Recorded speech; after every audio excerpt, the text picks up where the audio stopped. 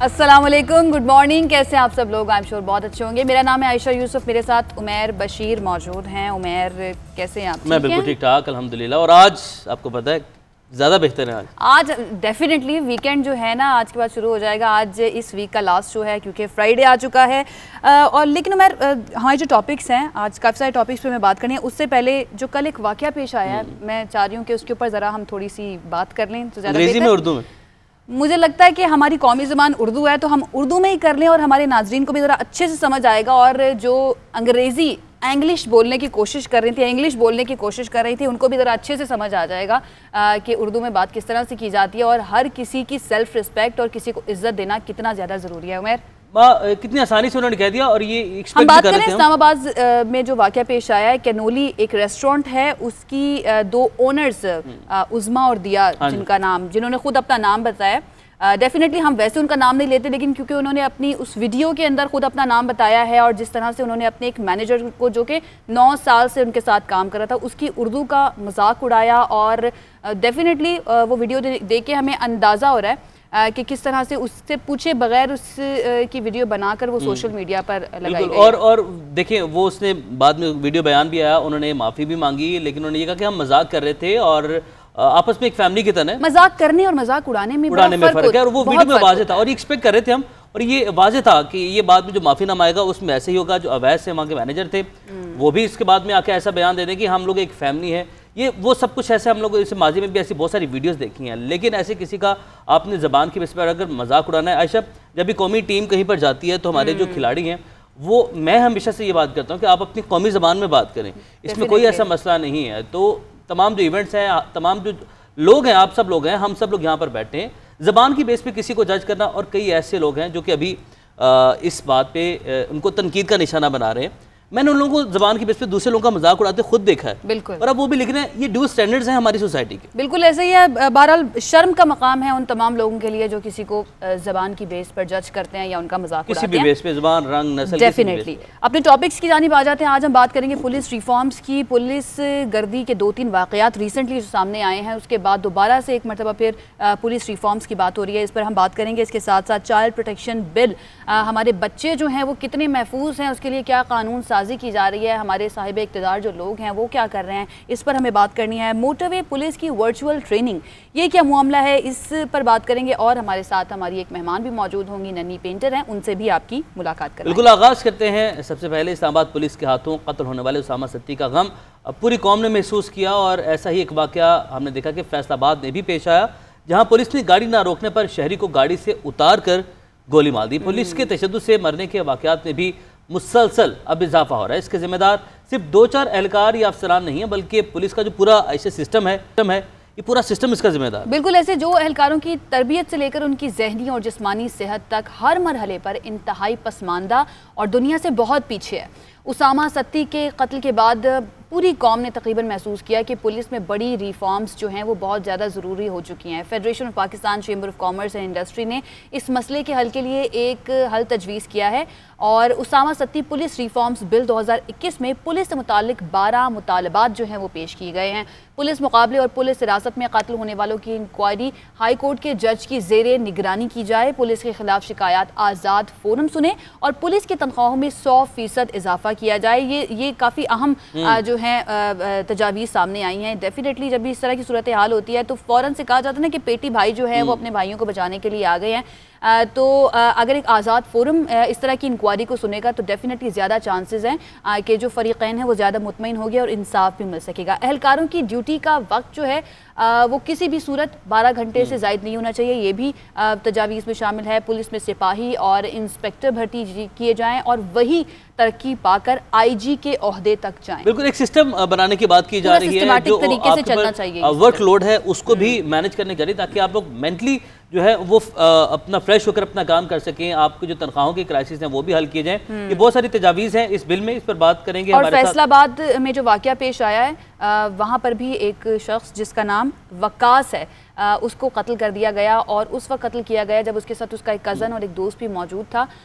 तो वो क्या सारा मामला था, और ये कहा जा रहा है कि जिन्होंने फायरिंग की उन्हें अब हिरासत में ले लिया गया है। लेकिन क्या फ़रीक़ैन मुतमईन हैं, क्या जिनके भाई की, जिनके दोस्त की जान गई, जो अहले खाना हैं वकास के, वो मुतमईन हैं या नहीं हैं? मुज़म्मिल हमारे साथ मौजूद है, वकास के कज़न, उनसे हम बात कर लेते हैं। मुज़म्मिल, सबसे पहले तो ये बताइएगा कि ये सारा क्या मामला हुआ, किस तरह से जो है वकास आप लोगों के साथ मौजूद था, क्या आप उसके साथ गाड़ी में थे या नहीं थे, क्या था ये सारा मामला, ज़रा बताइएगा डिटेल से। अस्सलाम वालेकुम जी, पहले तो आपका शुक्रिया। वाक़या ये है कि वकास यहाँ से जो है वो गया है अपने मामू के घर, 258 चक है रेबे फराला, वहाँ से अपने कज़न और एक दोस्त के साथ वो फैसलाबाद के लिए खाना खाने गया है। वापसी पे पेट्रोलिंग पुलिस ने उसे रोका है। गाड़ी रोकते हुए शदीद धुंध भी थी और वहाँ पे बहुत ज़्यादा खड्डे भी हैं। गाड़ी रोकते हुए गाड़ी का टायर जो है वो पुलिस इंचार्ज के पाँव पे आ गया है।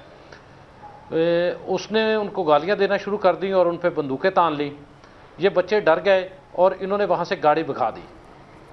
पुलिस ने साइलेंटली उनका 10 किलोमीटर तक पीछा किया, और जब एक वीरान जगह आ गई जिसे हम जहांगीर मोड़ कहते हैं, वहाँ पे आके पुलिस ने उन पर फायरिंग शुरू कर दी। और फायरिंग इस अंदाज में की कि कुछ वो गोलियां आगे चला रहे थे आगे की तरफ और कुछ पीछे की तरफ, और शो ये कर रहे थे कि पुलिस मुकाबला हो रहा है। बच्चे डर के मारे अपने गाँव में आ गए, अपने मामू के गाँव में। उनका ख्याल ये था कि वो वहाँ उनको कोई पुलिस कुछ नहीं कहेगी। लेकिन जैसे ही वो वकास गाड़ी से उतरा, उसने हाथ खड़े किए हैं और ये कहा है कि मैं चोर नहीं हूँ, मेरी गाड़ी में कुछ नहीं, आप तलाशी ले लें। पुलिस ने बगैर कोई बात सुने उसको फायर किया और वो मौके पर ही जाँ बाक हो गया है। वकास साहब, यानी आप ये कह रहे हैं कि ये मुकाबला जो है, इसको पुलिस मुकाबले का रंग देने की पहले कोशिश की गई और वजह सिर्फ ये बनी कि गाड़ी के टायर के नीचे किसी पुलिस वाले का पैर आ गया था, ये आप कह रहे हैं? जी जी जी, बिल्कुल ऐसे ही है। ठीक है। और मुज़म्मिल साहब, ये भी बताइए कि अभी उसके बाद जो तहकीकात हुई हैं, जो कार्रवाई की गई, जो एक्शन लिया गया, आप उससे सेटिस्फाइड हैं? सर, हम बिल्कुल भी मुतमिन नहीं है, क्योंकि ये एक सीधी खुली दहशतगर्दी थी और हम ये चाह रहे थे कि इस पे जो है दहशतगर्दी की दफात लगाई जाए ताकि मुल्ज़म को करार वाकई सजा दी जाए।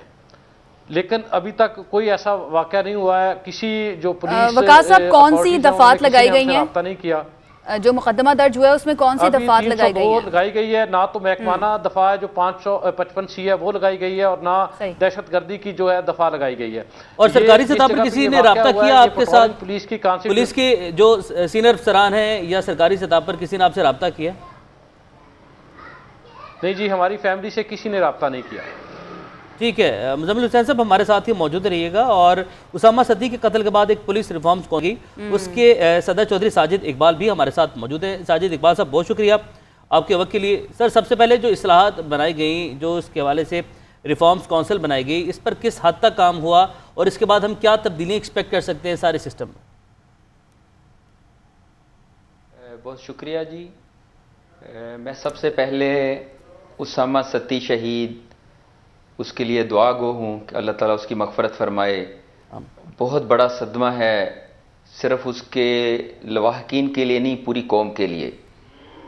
लेकिन जाना तो सब ने है, लेकिन उसामा सत्ती की ये जो ज़िंदगी की बाजी वो हारा है और उसको बेईमाना तरीके से उसका मर्डर किया गया है, तो उसमें इंशाअल्लाह एक खैर भी ये बरामद होगा कि उसकी ज़िंदगी की कीमत के बदले में 1861 का फरंगी का ग़ुलामों के लिए वज़ा करदा निज़ाम इंशाअल्लाह वो बदलेगा और उसामा सत्ती की जो मौत है उसका पेशखेमा साबित होगी। और दूसरी बात मैं ये भी बताता चलूँ कि हमने जो वर्किंग की है पुलिस रिफॉर्म्स के हवाले से, वो महज कोई कागज़ी और ड्राइंग रूम में बैठ के होने वाली ख़त्तो कदाबत नहीं है, और ना हम इसको महदूद रखेंगे। ये एक पूरी तहरीक है जो उठाई गई है और ख़ित्ता-ए कोहसार के सपूत और हज़ारों नौजवान इसकी पुष्ट पे हैं। और इंशाअल्लाह हम इस बिल को फाइनल, ये जो सिफारिशात आपके पास पहुंची हैं, ये अभी फाइनल नहीं है। कल हमारी फर्स्ट रीडिंग हुई है, उसमें हमने सीनियर वकला से, प्रोसिक्यूटर से और लॉ कॉलेजेस के फैकल्टी मेंबर से, उनसे भी इसकी मुशावरत का एक सिस्टम और सिलसिला शुरू कर रखा है। ठीक है, यानी प्रॉपर तरीके से इस पर काम हो रहा है। साजिद साहब, मैं ये जानना चाहूंगी, ये बताइएगा, जब आपके पास ये मामला आया कि पुलिस रिफॉर्म्स करनी है, तो सबसे पहले आपने सिस्टम का जायजा लिया होगा कि खराबियां कहाँ कहाँ पर हैं। तो क्या क्या आपको खराबियां जो मौजूदा सिस्टम है हमारा उसके अंदर नजर आई हैं अभी तक? अच्छा, पहली बात मैं ये बताता चलूं कि काउंसिल फॉर पुलिस रिफॉर्म्स जो है Islamabad chamber of small traders and industries, उसके तावन से 2-2.5 साल से काम कर रही है। इस पे हम काफ़ी वर्किंग पहले कर चुके थे, और जो उसामा सत्ती के चचा हैं नवीद सत्ती साहब, वो इसी चैम्बर के एग्जीक्यूटिव मेंबर भी हैं। तो इस हवाले से ये दुख हमारा साझा था।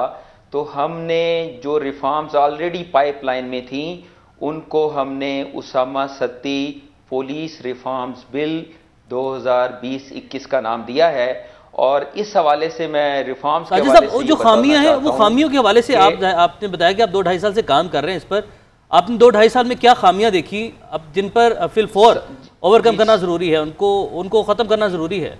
जी, सबसे बड़ी खराबी जो है, एक बात तो ये जहन में रखें कि सब बुरा भी नहीं होता है, और जो पुलिस है या कोई भी इदारा है वो हमारे ही मुआशरे का अक्स है, और हमारे मुआशरे में झूठ और बाकी इस तरह की लग़वियात जो हैं, जिस तरह का चर्चा होगा उसी का अक्स हमारे महकमों में आएगा। लेकिन पुलिस में ये क्यों हाईलाइट होता है, उसकी 2 वजूहात हैं। एक तो ये है कि हमारे पुलिस को, SHO को बादशाहों जैसे इख्तियारात हैं, और कानून मोम की नाक है, वो जिधर चाहे उसको मोड़ सकता है। लेकिन दूसरी खराबी की वजह सिर्फ ये नहीं है, दूसरी खराबी की वजह यह है कि पुलिस बेवसाइल है, उसके पास बेपनाह इख्तियार हैं, लेकिन उसको वसाइल नहीं दिए जा रहे हैं। तो उसको कहा जा रहा है कि आप वसाइल का खुद इंतजाम करें। जब आप उसको खुद इंतजाम करने का कहते हैं, तो उसका साफ मतलब यह है कि आपने लोगों की जेबों पे हाथ डालने हैं। आप एक शख्स को, आप पुलिस इन्वेस्टिगेटर को कहते हैं कि आपने इस्लामाबाद से कराची जाना है, और वहां से आपने एक मुल्ज़म को पकड़ के लाना है, और उसको आप TADA नहीं देते हैं, उसको आप कन्वेंस नहीं देते हैं, तो जाहिर है वो फिर किससे लेगा, वो अपनी तनख्वाह से तो नहीं करेगा। तो ये हम खुद दावत देते हैं। तो इसलिए हमने पुलिस रिफॉर्म्स में एक बुनियादी बात ये की है कि पुलिस की जो तनख्वाहें हैं उनमें 100% इजाफा किया जाए, उनके बच्चों के लिए सोशल सिक्योरिटी का इंतजाम किया जाए। और ये बात याद रखें कि पुलिस जैसे फौज हमारे लिए अहम है, पुलिस भी हमारे लिए अहम है, और ये पब्लिक की ये फर्स्ट डिफेंस लाइन है। और इसको जैसे हम फौज को वो हम अपनी खुशी से हम चाहते हैं कि उसको हम उसकी सारे अखराजात को पूरा करें, और अपना इसी तरह से ये पुलिस के डिपार्टमेंट को भी वसाइल देने ज़रूरी हैं ताकि वो इस तरह की गलत एक्टिविटीज़ की तरफ ना निकल जाएं। साजिद साहब, आप साथ ही मौजूद रहिएगा। मुज़म्मिल भी हमारे साथ मौजूद हैं, वकास के कज़न। मुज़म्मिल, इससे पहले हम बात कर रहे थे कि आप मुतमईन नहीं हैं अभी तक जितनी भी इंक्वायरी हुई है, या अभी तक जो मुकदमा दर्ज हुआ है उसके अंदर जो दफ़ात लगाई गई हैं उससे भी आप मुतमईन नहीं हैं। आप क्या डिमांड करते हैं आला हुकाम से कि अब इस केस में क्या किया जाना चाहिए, किस तरह से इसको आगे लेके बढ़े? मैम, हमारा मुतालबा ये है कि मुजरमों को जो है वो करार वाकई सज़ा मिले। उन्होंने अपने इख्तियारात को ना सिर्फ तजावज़ किया है, बल्कि वो जिस जगह पे जाके ये वाक़या पैदा हुआ है वो उनकी रीजन ही नहीं है। पेट्रोलिंग पुलिस हाईवेज़ पे काम करती है, और इन्होंने जाके 4-5 किलोमीटर अंदर एक गाँव में जाके बंदे को मारा है, ठीक है, जो कि इनका रीजन ही नहीं बनता, इनका इलाका ही नहीं बनता है। हमारा मुतालबा ये है कि हमें जो है उनको करार वाकई सज़ा दी जाए और इन पर दहशतगर्दी की दफ़ात लगाई जाए। ठीक है, मुज़म्मिल साहब साथ ही रहिए। साजिद साहब, आखिरी सवाल मैं आपसे करना चाहूँगी, वो ये कि आप कह रहे हैं कि 2-2.5 साल से ऑलरेडी ये जो काउंसिल है पुलिस रिफॉर्म्स की, ये काम कर रही है। हम कब तक एक्सपेक्ट करें कि तब्दीली जो है वो सामने हमें नज़र आएगी, और जो भी इस्लाहात की जाएंगी या जिनकी तजावीज़ दी जाएंगी उन पर अमल दरामद होता हुआ हमें नज़र आएगा? अच्छा, ये काम तो हुकूमत के और पार्लियामान के करने का है। हमारा काम है, हम इसके लिए जद्दोजहद कर रहे हैं। लेकिन एक बहुत ज़रूरी बात यह है कि पुलिस का जो ढांचा है, बुनियादी ढांचा ये है, ये सारा असरे नो तरतीब देने की जरूरत है। और पुलिस के दो शोबे हैं, एक उसकी एडमिनिस्ट्रेशन पावर्स हैं और जिसके जुम्मे लॉ एंड ऑर्डर को कंट्रोल करना होता है, और दूसरा इन्वेस्टिगेशन है। तो जो लॉ एंड ऑर्डर है उसके लिए तो आपको फोर्स चाहिए। आप कहते हैं कि पुलिस में सख्ती नहीं होनी चाहिए, भाई फोर्स में तो सख्ती होती है, आप लॉ एंड ऑर्डर को मेंटेन कैसे रखेंगे। लेकिन बदकिस्मती से यह है कि इन्वेस्टिगेशन जो प्योरली एक टेक्निकी काम है और उसको साइंसी बुनियादों पे करना चाहिए, तो यहां पे आवे कावा बिगड़ा हुआ है। और हमने रिफॉर्म्स में ये कहा है कि लॉ एंड ऑर्डर की पुलिस मौजूदा को बिल्कुल अलहदा सेटअप दिया जाए और इन्वेस्टिगेशन का डिपार्टमेंट और महकमा ही अलहदा बना दिया जाए। ये वो तजावीज़ हैं जो साजिद इकबाल साहब हमारे साथ मौजूद हैं। सर आपके वक्त का बहुत शुक्रिया। मुजम्मिल हुसैन मकतूल वकास के कज़न हमारे साथ मौजूद थे, आप दोनों का बहुत शुक्रिया। और ऐसा साजिद इकबाल तजावीज़ दिए, हमें पूरा इस निज़ाम को बदलना है। इसके हवाले से वज़ीर-ए-आज़म इमरान खान जब गवर्नमेंट में आए, जब खैबर पख्तूनख्वा में उनकी हुकूमत थी पाकिस्तान तहरीक इंसाफ की, उसके बाद जब विफाक में आए तो पुलिस रिफॉर्म्स सबसे पहले ये बात की गई। और इस रिफॉर्म्स के हवाले से पूरी कौम को ये उम्मीद थी कि सबसे पहले जो पुलिस का निज़ाम है वो बदलेगा। लेकिन बदकिस्मती ये रही कि पुलिस के निज़ाम में तब्दीली नहीं। हाँ, हम ये ज़रूर कह सकते हैं कि इस तरह के जो वाक़यात हैं उनकी तादाद में इजाफा ज़रूर देखा गया है। बिल्कुल ऐसे आगे बढ़ते हैं और कुछ और अहम मामलात है उनकी बात कर लेते हैं। और वो है हमारे मुस्तकबिल की बात, यानी कि मासूम बच्चे जो हैं हमारे माशरे में, उनके साथ दरिंदगी के वाक़यात में रोज़ बरोज़ इजाफा होता जा रहा है। और एक तशवीश जो है वो अब पाई जाती है पूरे माशरे में। और ये एक ऐसा ज़ख्म है जो जिस्म पर तो नहीं लगता लेकिन रूह पर लगता है, और जिस पर ये क़यामत गुज़रती है। सिर्फ वही नहीं बल्कि उसका पूरा ख़ानदान उसका कर्ब जो है वो महसूस करता है। बच्चों से दरिंदगी के पै दर पै वाक़यात के बाद इस मकरूह फिल्म में मुलव्वस मुल्ज़िमान को सख्त से सख्त सज़ाओं का मुतालबा किया गया, जिसके लिए कानून साजी बहुत ज़्यादा ज़रूरी है। बिल्कुल। और खैबर पख्तूनख्वा हुकूमत ने बच्चों से ज़्यादती के कानून में तरमीम का बिल तैयार किया है और ऐसे दरिंदों के लिए सज़ाए मौत और ताहयात कैद की सज़ा तजवीज़ की गई है। बच्चों से ज़्यादती में सज़ाए मौत पाने वालों की ऑडियो रिकॉर्डिंग करने की तजवीज़ भी दी गई है। तो इस बिल पर बात करने के लिए हमें ज्वाइन किया खैबर पख्तूनख्वा के सूबाई वज़ीर डॉक्टर शाम इनामुल्लाह खान साहब हमारे साथ मौजूद है। डॉक्टर साहब बहुत शुक्रिया आपके वक्त के लिए। सर बिल बनाया गया है एक और इसके हवाले से कुछ तजावीज़ भी सामने आई हैं। ये भी कहा जा रहा है कि कानून साजी जो है वो बहुत ज़रूरी है। हमने इससे पहले भी देखा कि बिल्स जो हैं वो पेश किए जाते हैं, क़वानीन जो है वो बनाए जाते हैं, लेकिन इम्प्लीमेंट वो कब होगा। अब अवाम जो है वो कौम है वो ये मुतालबा कर रही है कि जो भी करना है करें, लेकिन इन दरिंदों को सज़ाए मौत नहीं, जो भी सज़ा तजवीज़ करते हैं करें, लेकिन सज़ा ज़रूर दें। तो कब तक इस पर इम्प्लीमेंटेशन हो सकती है? सबसे पहले तो आपका बहुत शुक्रिया for having me on your show.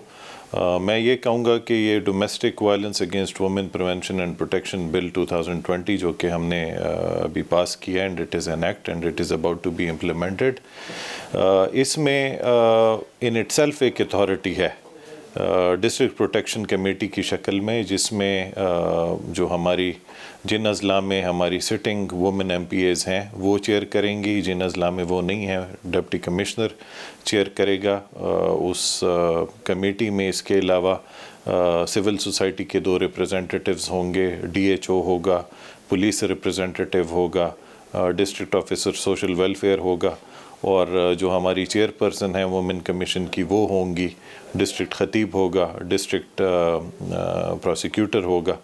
तो ये इन इटसेल्फ एक ऐसी एक कमेटी है जो कि ब्रिज का रोल भी अदा करेगी हुकूमत, social welfare department, service provider और कंप्लेनेंट के दरमियान, और इनको असिस्ट भी करेगी अगर इनको किसी चीज़ की असिस्टेंस चाहिए हो, फाइनेंशियल असिस्टेंस चाहिए हो, लीगल असिस्टेंस चाहिए हो, मेडिकल असिस्टेंस चाहिए हो, और एक ये सुपरवाइज़ भी करेगी, हर केस को स्क्रूटनाइज भी करेगी, उसमें जो इनको इन्वेस्टिगेशंस चाहिए हो वो इन्वेस्टिगेट भी करेगी, इवन कोर्ट को वो एविडेंसेस भी फराहम कर सकती हैं, और इसके अलावा कोर्ट में अपील भी दायर कर सकती है on behalf of the complaint. अच्छा, चाइल्ड प्रोटेक्शन का जो बिल है उस पर भी हमें आपसे बात करनी है, लेकिन उससे पहले ये जो घरेलू तशद्दुद के बिल की हम बात कर रहे हैं, इसके बारे में ज़रा बताइएगा कि इस कानून के तहत जो भी अब शिकायत आएंगी उनकी जांच पड़ताल और उसमें सज़ा किस तरह से दी जाएगी और इसमें वक्त कितना दरकार होगा।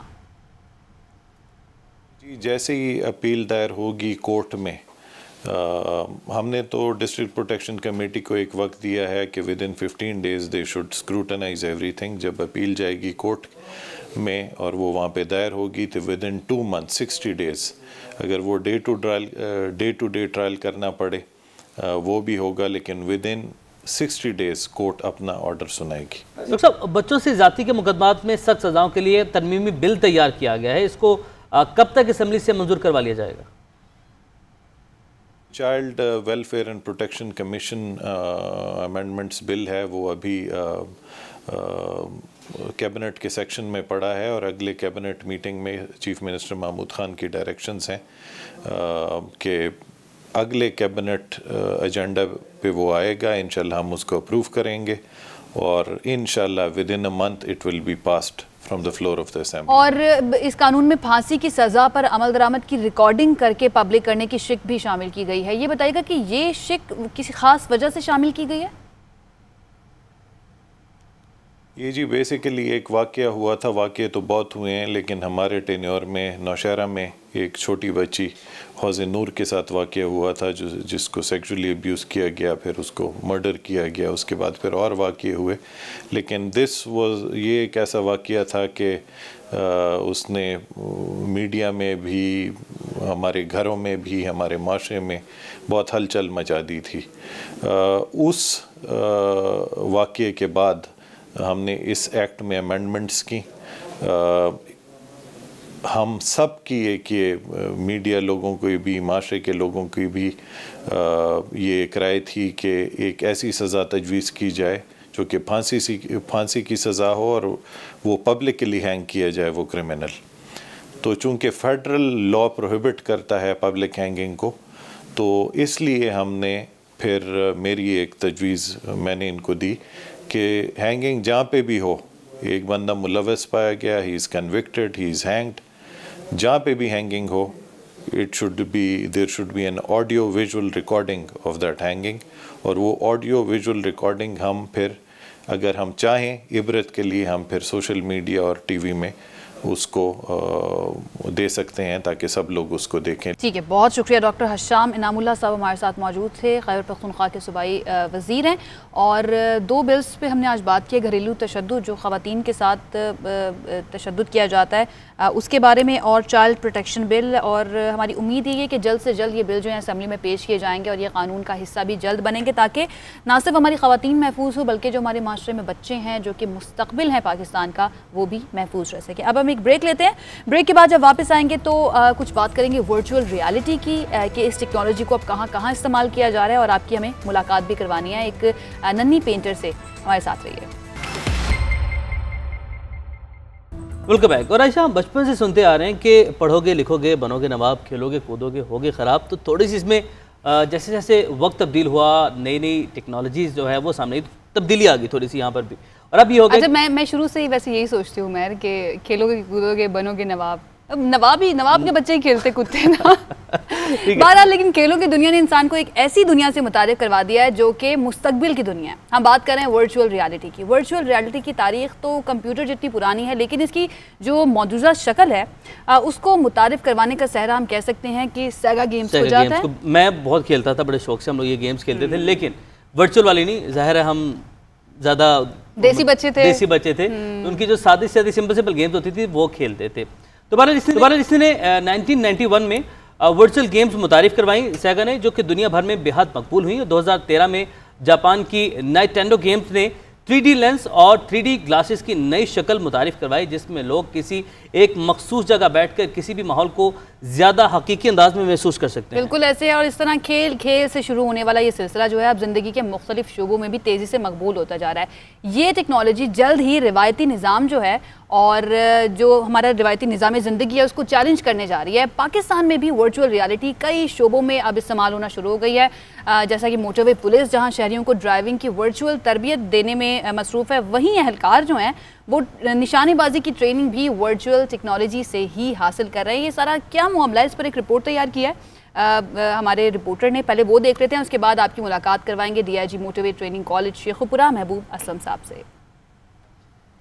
ओपन एयर फायर प्रैक्टिस और सड़कों पर गाड़ी चलाना तो सबने देखा होगा, मगर ये है शेखुपुरा मोटरवे ट्रेनिंग कॉलेज, जहां अब लोग गाड़ी की तरबियत वर्चुअल ड्राइविंग के जरिए कर सकते हैं, जबकि मोटरवे पुलिस के जवानों को फायरिंग की तरबियत भी वर्चुअल फायर रेंज से ही दी जा सकती है। फील्ड में हम ड्यूटी कर रहे हैं तो उसमें जब हमें कोई ऐसे क्रिमिनल से हमारा सामना होता है तो किस तरह बहुत सारी ऐसी सिचुएशंस हैं, कैसे हमने उसको फेस करना है और कैसे हैंडल करना है। मोटरवे सेंटर में ड्राइवर्स को धुंध, बारिश और बर्फबारी में भी आसानी से गाड़ी चलाने की तरबियत दी जा रही है। मोटरवे पुलिस सफरी तकाजों को पूरा करने और अपने एहलकारों की तरबियत के लिए नित नए तरीके अपना रही है, ताकि मोटरवेज को रोड यूजर्स के लिए महफूज बनाया जा सके।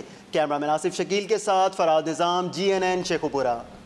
कितनी ज़बरदस्त ये टेक्नोलॉजी है और मतलब मुझे लगता है कि इस पे कॉस्ट जो है वो भी कोई नहीं आती होगी कुछ खास। एक मरतबा आपने ये टेक्नोलॉजी मंगवा ली, उसके बाद आप जो है एक वन टाइम कॉस्ट जो है वो काफ़ी होगी, लेकिन उसके बाद आपके जो काफ़ी सारे खर्चे हैं वो बच सकते हैं। जब जैसे कि आप फायर कर रहे हैं तो उसके लिए भी आपको काफ़ी सारी जो सी बुलेट्स हैं वो इस्तेमाल होती हैं, वहाँ से भी बचत होगी, पेट्रोल की बचत होगी, काफ़ी सारी बचत है। महबूब असम साहब हमारे साथ मौजूद है। अस्सलाम वालेकुम महबूब साहब, बहुत शुक्रिया हमें ज्वाइन करने के लिए। Thank you very much for inviting me, thank you very much. और महबूब साहब, जो वर्चुअल इसका आइडिया कहाँ से आया, दुनिया भर में कब से यूज़ हो रही है और पाकिस्तान में लाना कितना बड़ा टास्क था इसको? देखिए, पाकिस्तान में पुलिस की 15 ऑर्गेनाइजेशंस हैं, let's say Punjab police, Sindh police, KP की, IB, FI, इस तरह 15 पुलिस की ऑर्गेनाइजेशंस हैं and motorway police is one of these organisation. और हम बड़े फ़ख्र से कहते हैं कि जी motorway police is a branded organisation. जैसे आप ब्रांड्स यूज़ करते हैं, LV हो गया, ऐसे ब्रांड्स, तो motorway police is a brand among all these organisations, police की जितनी भी हैं। इसका एक नाम है और हम बड़ा प्राउड फील करते हैं when we wear this uniform कि we are part of motorway police. तो हम कोशिश ये करते हैं कि यहाँ स्टेट ऑफ द आर्ट चीज़ें जो हैं वो इंट्रोड्यूस कराएं। हम अपनी ट्रेनिंग पे, specially being the commandant of the training college, हमारे पास पूरे पाकिस्तान में एक ही ट्रेनिंग कॉलेज है पूरे मोटरवे पुलिस का, which is situated in Sheikhupura, बिल्कुल मोटरवे के ऊपर ही है। और हम कोशिश करते हैं कि हम अपने ऑफिसर्स को इस लेवल का ट्रेन करें कि जब वो फील्ड में वो मोटरवे पुलिस का नाम मज़ीद बेहतर करें। तो 97 में मोटरवे पुलिस बनी और अब माशाल्लाह 23 साल हो गए हैं और इसने एक अपना नाम कमाया है। तो किसी भी इदारे की जो स्ट्रेंथ होती है वो उसका ट्रेनिंग इंस्टीट्यूट होता है। तो हम यहाँ पे कोशिश ये करते हैं कि अपने ऑफिसर्स को बेहतरीन किस्म की ट्रेनिंग दें। तो ये जो आइडिया था इसका वर्चुअल ट्रेनिंग का, ये इसका इशू ये था कि हमारे पास माशाल्लाह लोड जो है ऑफिसर्स का या स्ट्रेंथ जो है वो बहुत ज़्यादा थी और हमारे पास रिसोर्सेज की थोड़ी सी कमी थी कि हमारे पास लेट्स से अगर एक वक्त में 700 ऑफिसर्स होते हैं तो एक वक्त में हम 14-15 गाड़ियों से उनको प्रैक्टिकल ट्रेनिंग कराते हैं, तो उसका इशू आ रहा था। तो हमने टोटल पार्कों से आज से कोई तकरीबन 2 साल पहले रिक्वेस्ट की and they were very kind. उन्होंने हमें ये state of the art driving simulator France से मंगा के दिया और उन्होंने हमारे कुछ ऑफिसर्स फ्रांस भी बुलाए, वहाँ उन्होंने उनको ट्रेन किया पहले, और वो ऑफिसर्स जो मास्टर ट्रेनर्स थे उन्होंने फिर आगे लोगों को ट्रेन किया और उसके साथ अब हम अपने ऑफिसर्स को और पब्लिक के लोगों को भी हम उससे ट्रेन कर रहे हैं। और दूसरी जो चीज़ आप लोगों ने दिखाई कि जी फायरिंग सिमुलेटर, वो भी हमने फायरिंग सिमुलेटर भी हमने रखा हुआ है। उसका फ़ायदा ये होता है कि हम उससे ड्राइव एक्चुअल फायरिंग भी कराते हैं ऑफिसर्स को, लेकिन पहले ड्राइव प्रैक्टिस कराते हैं। अच्छा, अब महबूब साहब, ट्रेनिंग करवाई जाती है इसलिए ताकि परफॉर्मेंस जो है जो ऑफिसर्स हैं उनकी बेहतर की जा सके। ये बताइएगा कि इस तरह की ट्रेनिंग के बाद कितनी इफ़ेक्टिव रही है इन तमाम लोगों की परफॉर्मेंस, और आम लोगों के बारे में भी आप बता रहे हैं कि वो भी आ सकते हैं और वो भी यहाँ पर आकर ड्राइविंग स्किल्स जो हैं वर्चुअली सीख सकते हैं।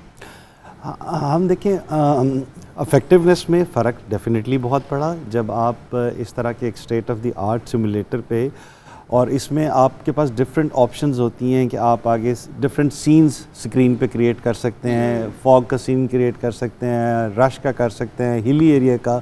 तो उसमें आप वर्चुअली आपको एक फ़ील आ रही होती है कि you are driving in that situation, उसका बहुत फ़र्क पड़ता है। और जहाँ तक प्राइवेट लोगों की बात है, हम डिफरेंट ऑर्गेनाइजेशंस जो हैं, जो मल्टीनेशनल कंपनीज़ हैं, उनके ड्राइवर्स को हम ट्रेन करते हैं। और हमारे लिए ये बड़ी फ़ख्र की बात है कि शेल इंटरनेशनल और टोटल पार्को ने ये कंपल्सरी कर दिया कि पाकिस्तान में कोई भी ड्राइवर उनके डिपार्टमेंट में उस वक्त तक भर्ती नहीं हो सकता जब तक वो हमारे ट्रेनिंग कॉलेज से ट्रेनिंग नहीं कर लेगा। तो which is a matter of pride for us. और आप कहाँ पर ट्रेनिंग कर रहे हैं? मतलब आपसे मोटरवे की हद तक ही ट्रेनिंग चल रही है आपकी? दीगर इदारे हैं जिस तरह पुलिस है वहाँ पर भी ट्रेनिंग चल रही है, उन लोगों को भी ट्रेनिंग करवा रहे हैं? देखिए हमारे पास मुख्तलिफ इंस्टीट्यूशंस जो हैं वो हमें रिक्वेस्ट करते रहते हैं। मसलन हमारे पास पाक फ़ौज के ड्राइवर्स भी आते हैं ट्रेनिंग के लिए, और हमारे पास डिफरेंट इंस्टीट्यूशंस के लोग आते हैं ट्रेनिंग के लिए। तो हमें जो रिक्वेस्ट करता है हम अपनी कैपेसिटी के मुताबिक हम उनको ज़रूर ट्रेन करते हैं। और उसमें जो डिफरेंट गवर्नमेंट्स के, मसलन पंजाब गवर्नमेंट का एक प्रोग्राम है PSDF, Punjab skill development fund, उसमें वो लोगों को पंजाब गवर्नमेंट फ़ंड भी करती है और उनको डिफरेंट किस्म की प्रैक्टिकल ट्रेनिंग्स भी कराते हैं, जिसमें ड्राइविंग इज़ वन एस्पेक्ट। तो वो हमारे पास वो लोग भी ट्रेन होते हैं, तो वो हम उनको भी ट्रेनिंग करें। और आम लोग किस तरह से आ सकते हैं यहाँ पर ये ट्रेनिंग लेने के लिए? हम इंडिविजुअल्स को हम एंटरटेन नहीं करते। इंडिविजुअल्स को हम अभी, हमारी इतनी कैपेसिटी नहीं है कि हम इंडिविजुअल्स को एंटरटेन करें। हमारे पास एज ऑर्गेनाइजेशन, लेट्स से कि जी GNN is an organization, if you want कि जी आपके हम ड्राइवर्स को ट्रेन करें तो वी विल डू दैट। किसी भी ऑर्गेनाइजेशन, लेट्स से स्पेशली जो मल्टीनेशनल ऑर्गेनाइजेशंस हैं उनको हम एंटरटेन करते हैं। एक ड्राइवर आपके पास से ट्रेन हुआ, एक ड्राइवर जो है वो वैसे ही, मतलब लाइसेंस है, सब कुछ है उसके पास, एक्सपीरियंस है उसके पास, क्या फ़र्क होगा इन दोनों में? देखिए एक तो हमारे जो मोटरवे पुलिस का लाइसेंस है इसकी वैल्यू बहुत ज़्यादा है। उसकी वजह यह है कि ये 55 कंट्रीज़ में एक्सेप्टेड है। जब आप कहीं जाते हैं, लेट्स से सऊदी अरब जाते हैं, दुबई जाते हैं, तो आप DC इस्लामाबाद के पीछे पड़े होते हैं कि जी हमारा लाइसेंस इंटरनेशनल कर दें। हमारा 55 कंट्रीज़ के साथ MOU है और हमारा license is acceptable in those 55 countries, जिसमें सारी मेजर कंट्रीज़ हैं, UK, USA, सऊदी अरब एंड UAE, ये सारे उसमें शामिल हैं। हालांकि वहाँ पर जाके बहुत मुश्किल होता है ड्राइविंग लाइसेंस लेना, तो वो दे ट्रस्ट अस। और दूसरी बात ये कि हमारा जो हॉलमार्क है वो हमारी जो कोर वैल्यूज़ हैं, honesty is one of them. तो हमारा लाइसेंस लेना इज़ वेरी डिफ़िकल्ट। उसमें आप कहीं और चले जाएँ, आप थोड़ी सी सिफारिश करा लें, या जो पाकिस्तान का सिस्टम है चीज़ें मैनेज हो जाती हैं। But I am saying with all confidence कि अगर हमारे इंस्पेक्टर जनरल का बेटा भी जाएगा लाइसेंस बनवाने का, तो उसको सेम SOPs फॉलो करनी पड़ेंगी, उसको सेम टेस्ट देना पड़ेगा, और इट्स नॉट लाइक दैट कि जी he can go and he can get the licence. तो हमारा लाइसेंस लेना बहुत मुश्किल है। और ड्यूरेशन कितनी होती है, कितनी टाइम के बाद आप कहते हैं कि हाँ अब ये रेडी हो गया और इसको लाइसेंस दिया जा सकता है? और SOPs के बारे में भी बता दें कि ट्रेनिंग के बाद भी क्या क्या प्रोसेस है वो लाइसेंस लेने के लिए? देखिए जो टाइम की बात है, हमारा स्टैंडर्ड ये है कि एक बंदा जिसने 22 घंटे गाड़ी चलाई हुई है, 22 घंटे practically with different durations, cumulative 22 hours उसने ड्राइविंग की हुई है, तो वी थिंक कि जी ही इज़ एलिजिबल ड्राइवर। और उसके बाद हम उसका टेस्ट लेते हैं और उसको हम लाइसेंस देते हैं। टेस्ट वर्चुअल पर होता है या टेस्ट? टेस्ट हमारा उस पे होता है, प्रैक्टिकल पे होता है। और वो हमारी एक ही लाइसेंसिंग अथॉरिटी है, that is placed in Islamabad.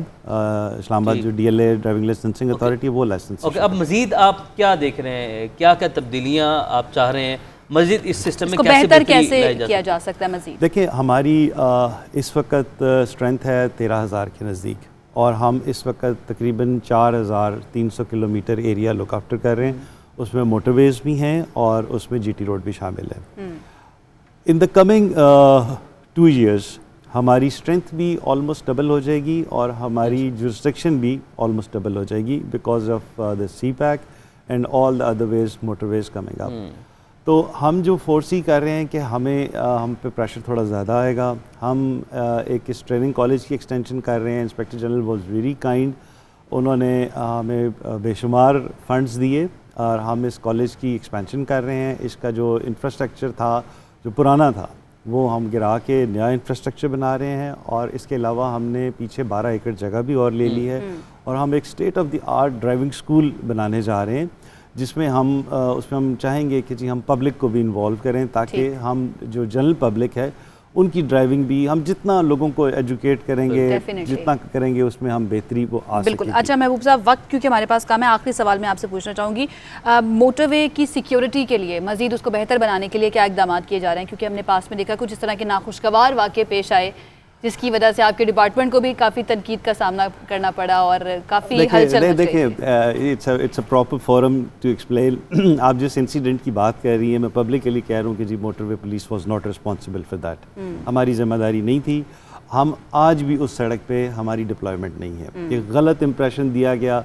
वो जिस भी शख्स ने, देखिए जो मैं ब्रांडेड की बात करता हूँ ना, आप किसी चीज़ की इम्पोर्टेंस बढ़ाना चाहें ना तो आप उसको किसी ब्रांड के साथ एसोसिएट कर देते हैं। अगर वो जो रिपोर्टर था या जो भी बंदा था जिसने पहली बात ये की कि जी मोटरवे पे ये होलनाक वाक़या पेश आ गया, अगर वो कहता ना कि जी लाहौर के साथ एक लिंक रोड थी तो नोबडी वुड हैव बॉदर्ड।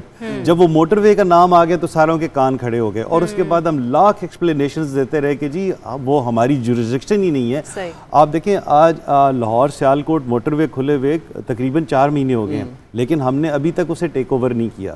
अगर खुदा न खास्ता आज लाहौर इस्लामाबाद मोटरवे पे कोई इंसिडेंट हो जाए तो we are not responsible for that, क्योंकि हमारी अभी डिप्लॉयमेंट नहीं है वहाँ पे। तो how come we are responsible for that?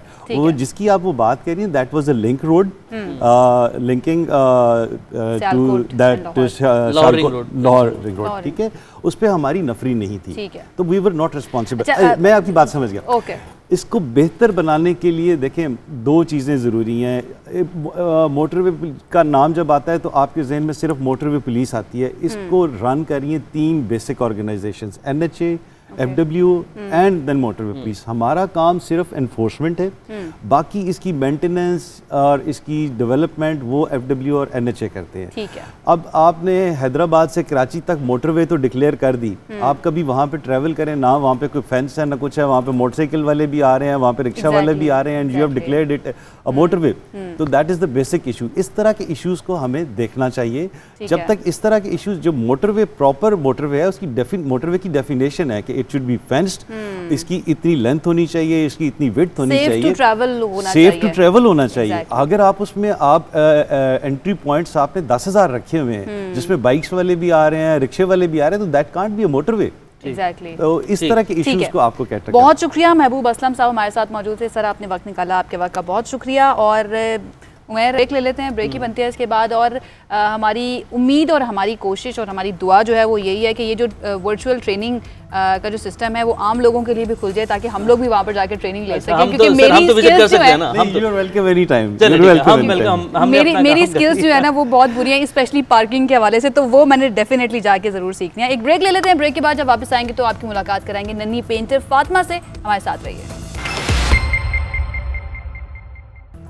Welcome back. कुर्रा अर्ज़ पर हज़ारों जानदार मौजूद है जिनमें इंसान सबसे ज़्यादा जी शऊर है, यानी सबसे ज़्यादा शऊर कहा जाता है कि इंसान के पास है, क्योंकि उसके पास वो दिमाग है जिसने बड़ी बड़ी इजादात करनी है। लेकिन अफसोस की बात यह है कि सबसे ज़्यादा बाशऊर इंसान जो है उसी ने ही इस ज़मीन को सबसे ज़्यादा नुकसान पहुँचाया। बिल्कुल। आज ज़्यादातर जो डिबेट्स होती हैं वो होती हैं कि जो क्लाइमेट चेंज है उसके हवाले से दुनिया भर का जो दर्जा हरारत है उस पर भी तशवीश बढ़ चुकी। इस हवाले से बहुत सारी आवाज़ें भी उठी हैं, लेकिन आज से सबसे खास बात यह है कि मैं देखें जो नौजवान हैं, कम उम्र बच्चे हैं, वो इस हवाले से अपने फ़न के ज़रिए, अपनी आर्ट के ज़रिए, डेफिनेटली, क्योंकि उनका मुस्तकबिल दाव पर है ना, उन्होंने जब बड़े होना है और उनके लिए ये सारा माहौल जो इस वक्त हमारे लिए अवेलेबल है वो मौजूद नहीं होगा, डेफिनेटली उन्होंने सबसे ज़्यादा मुतासर होना है। फातिमा हमारे साथ मौजूद है जो कि पेंटिंग के ज़रिए अपना ये मैसेज दुनिया तक पहुँचाती है, उन्हीं से बात करते हैं। फातिमा, आपकी उम्र अभी इतनी कम है, लेकिन आपकी पेंटिंग्स में मैच्योरिटी जो है वो हमें नज़र आती है और इनमें पैगाम भी बहुत बड़े बड़े हैं। ये आइडियाज़ आपको कहाँ से आते हैं और क्या किसी से मदद लेती हैं या आपके अपने आइडियाज़ हैं?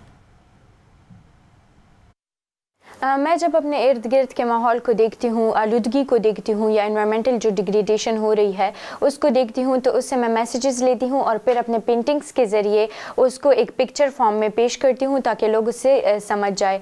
मैं मुख्तलिफ सोर्सेज से भी इंफॉर्मेशन लेती हूँ और उसी तरह अपने पेंटिंग्स के लिए एक डिफरेंट टॉपिक सेलेक्ट करके अपने पेंटिंग्स बनाती हूँ और उसका हर पेंटिंग का एक मुख्तलिफ मैसेज होता है। अच्छा, आपकी जो पेंटिंग का मौजू है वो माहौलियाती आलूदगी होता है, तो माहौलियाती आलूदगी से आगाही के लिए आपने पेंटिंग को ही ज़रिए इजहार क्यों बनाया और आपके ख्याल में ये कितना मौसर है? मैं समझती हूँ कि जब कोई इंसान अगर वो चाहे बच्चा है या बड़ा है या कोई बूढ़ा है, वो जब कोई तस्वीर को देखता है या किसी पेंटिंग को देखता है तो वो बहुत आसानी से समझ जाता है कि इसमें जो मैसेज है वो क्या फराहम किया जा रहा है।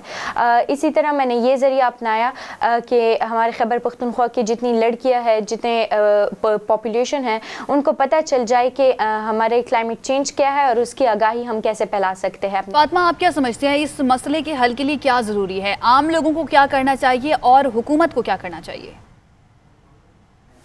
हुकूमत के ये फ़राइज़ हो सकते हैं कि हमारे जो हुकूमत है वो कोई ऐसे इक़दाम ले जिससे अवेयरनेस फैल जाए। हमारी हुकूमत बहुत काम कर रही है, माहौलियाती तब्दीली के हवाले से ट्री प्लांटेशन कैंपेन्स चल रही है और प्लास्टिक का इस्तेमाल भी कम हो गया है। लेकिन अगर हम देखें तो क्लाइमेट अवेयरनेस के लिए कोई ऐसे कुछ नहीं किया जा रहा है। मैं समझती हूँ कि क्लाइमेट एजुकेशन को कंपल्सरी बना दिया जाए स्कूल्स में, ताकि लोगों को माहौलियाती तब्दीली के बारे में जो तालीम है वो फराहम हो जाए, ताकि उनको पता चले कि इसके असरात क्या हैं। अच्छा फातिमा, जो मौजूदा हुकूमत माहौलियाती आलूदगी के हवाले से इक़दाम कर रही है, जैसे कि प्लास्टिक बैग्स का इस्तेमाल काफ़ी कम कर दिया गया है, दरख्त भी लगाए जा रहे हैं, तो आपके ख्याल में इसे कितना असर पड़ेगा? हमारी हुकूमत सबसे पहले कैसी गवर्नमेंट आई है, हमारे प्राइम मिनिस्टर ऐसा आया है जिन्होंने क्लाइमेट चेंज के लिए भी कुछ किया है। इस हवाले से मैं उनकी बहुत शुक्रगुजार हूँ। लेकिन मेरा जो एक रिक्वेस्ट है उनसे, हमारी क्लाइमेट मिनिस्ट्री और एजुकेशन मिनिस्ट्री और प्राइम मिनिस्टर से जो मेरी दरख्वास्त है वो ये है कि क्लाइमेट एजुकेशन को, यानी कि माहौलियाती तब्दीली की जो तालीम है वो स्कूलों में आम कर दी जाए, ताकि लोगों को, ताकि हमारी यूथ में जो क्लाइमेट अवेयरनेस है वो फैल जाए, और इसी तरीके से हम क्लाइमेट चेंज के जितने भी बुरे असरात हैं उनसे हम लड़ सकते हैं। ठीक, बहुत शुक्रिया। ये थी मर्दान की फातिमा फराज, और इतनी छोटी सी उम्र में 14 साल की हैं गालिबन, और इतनी छोटी सी उम्र में इतना बड़ा ये सोचती हैं और इतना अच्छा काम करी है। डेफिनेटली यही पाकिस्तान का मुस्तकबिल है और इन्होंने ही जाके आगे पाकिस्तान को मज़ीद तरक्की की राह पर गामज़न करना है। और आज के शो का वक्त अपने इख्तिताम को पहुंचा। आप अपना वीकेंड एंजॉय कीजिए। आपसे मुलाकात होगी मंडे यानी कि पीर के रोज़। तब तक के लिए अल्लाह हाफ़िज़।